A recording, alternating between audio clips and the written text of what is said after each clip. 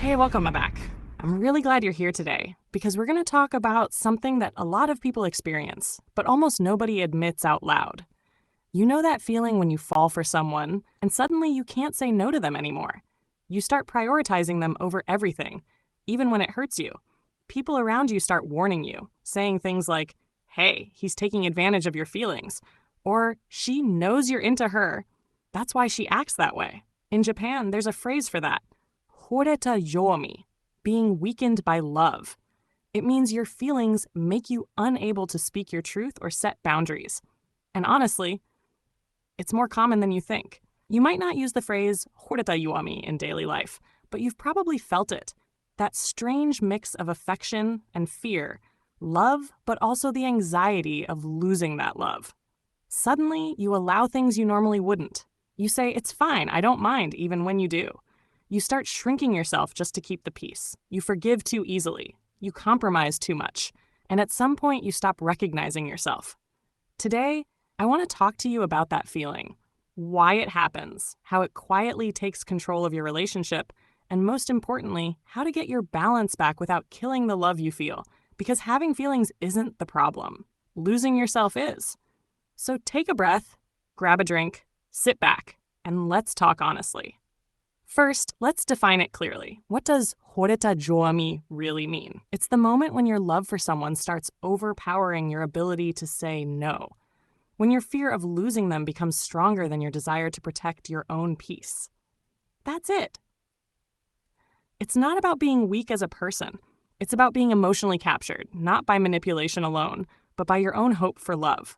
You start thinking things like, if I say what I really think, maybe they'll get annoyed. If I refuse, maybe they'll pull away.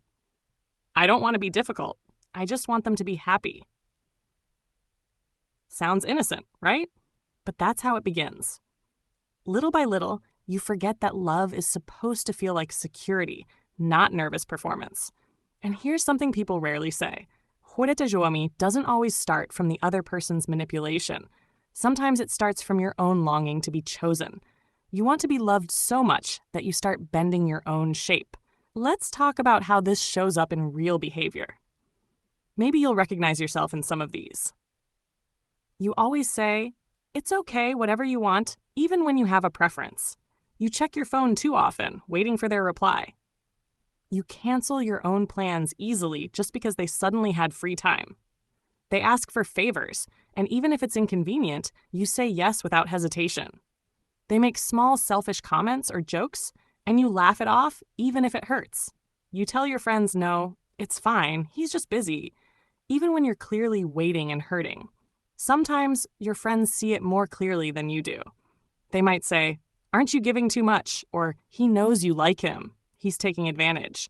And when people say that, something deep inside you whispers, I know, but I can't help it.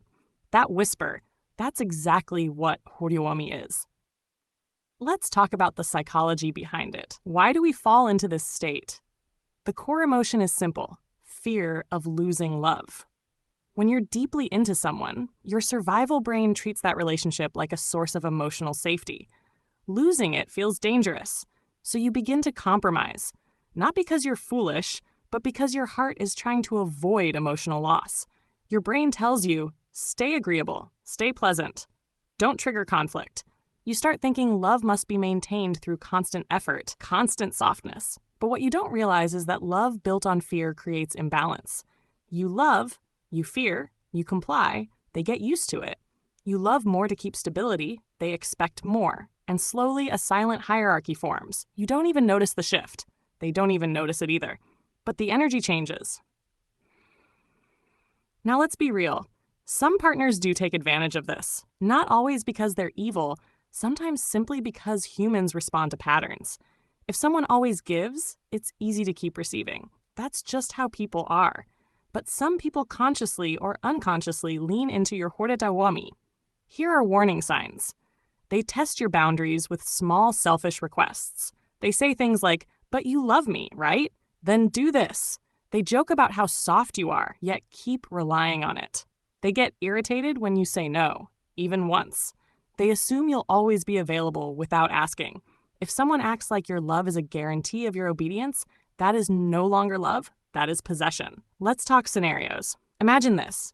You've been seeing someone. They forget your plan. They show up late. They make excuses. A part of you feels hurt, but the other part quickly says, it's fine. They're just busy. You don't want to be too much. So you choose silence over confrontation. And they learn, they don't complain. It's safe to slip. That's how power shifts. Quietly. But here's something I want you to remember. Open quote, loving someone deeply is not the same as surrendering your voice. Losing yourself is not an expression of love. It's a slow form of self-abandonment, close quote. And let me say this clearly, you deserve love that does not punish you for having boundaries. Now, let's talk about how to take your power back without turning cold. Because the solution is not to stop loving or to become distant forever. The solution is to restore balance. Here are some gentle but powerful shifts. #1, reduce your instant availability. Not to play games, but to let the relationship breathe. If you're always ready to respond within seconds, always adjusting instantly, you train the other person to expect it. Delayed response equals emotional independence. #2, love, but do not worship. Affection is beautiful.